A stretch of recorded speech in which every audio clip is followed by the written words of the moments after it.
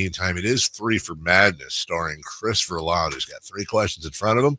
We'll do our best to give him 3 answers. Question 1. Are Kings fans overreacting to their latest performance?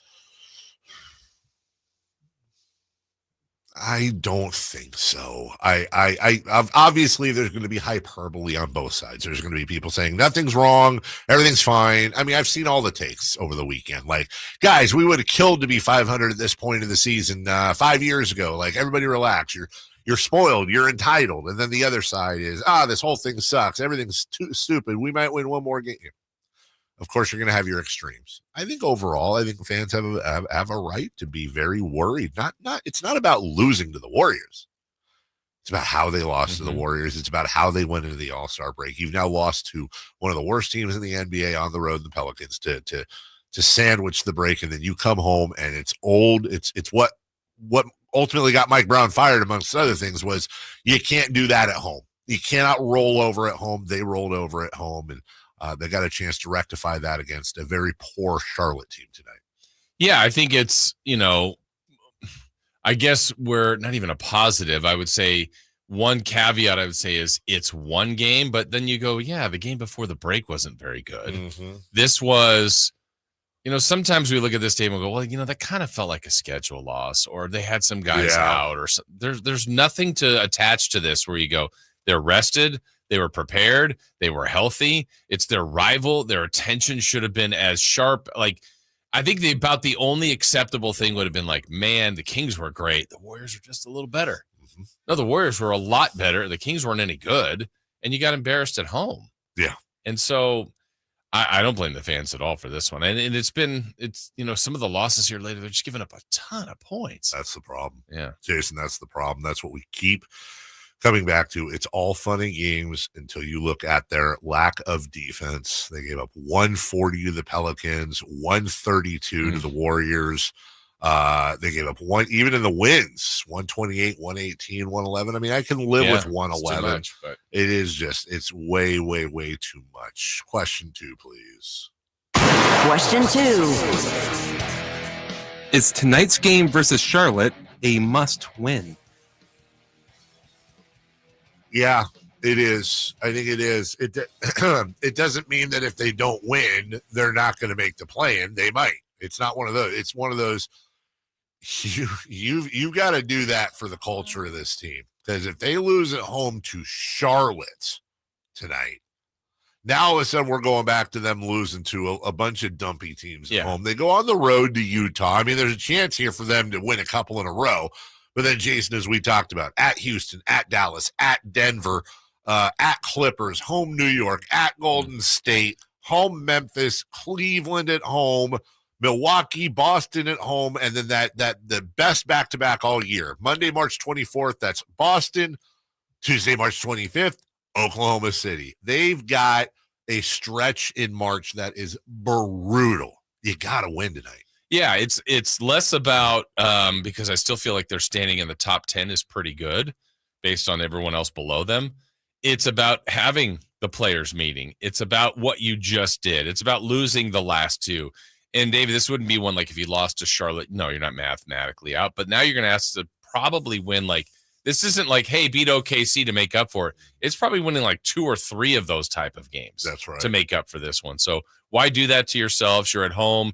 What Charlotte just did in Portland. Oh, my goodness. I don't love that for the Kings because they were truly embarrassed, but that's also a little slice of the team they've been.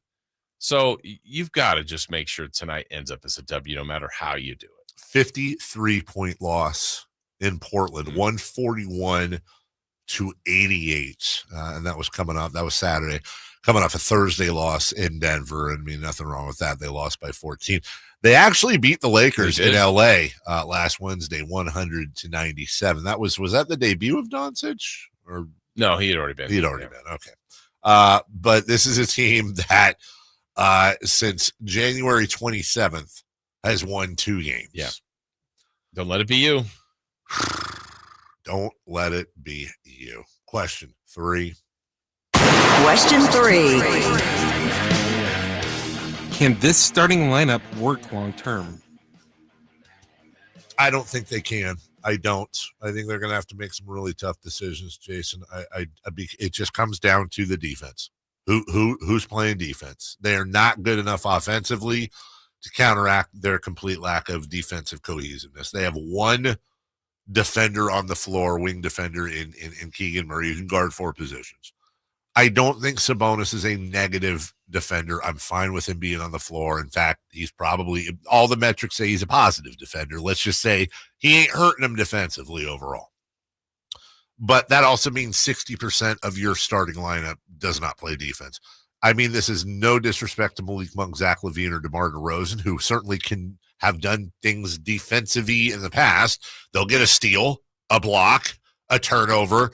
They're not defensive players. They're not average defensive players. They're below average defensive players. That's 60% of your starting lineup, and really the only true blue defender you have even on the bench is Keon Ellis. I think they're going to have to make a move to try to fit him into the starting lineup, and I don't know that that's going to work. I don't think ultimately it's going to make all the difference in the world, but I can tell you the games where Keon Ellis has started, their defensive metrics are quantifiably better. Yeah. They're going to have to do something because this team can't play D.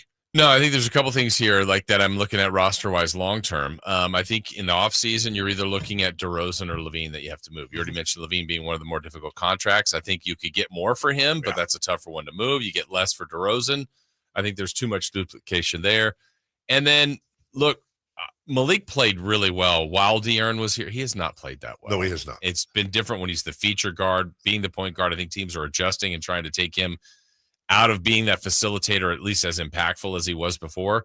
So I think that's also something else they need to look at. No, I think you're 100% right. When you look at, that's something we'll get into at 7:43.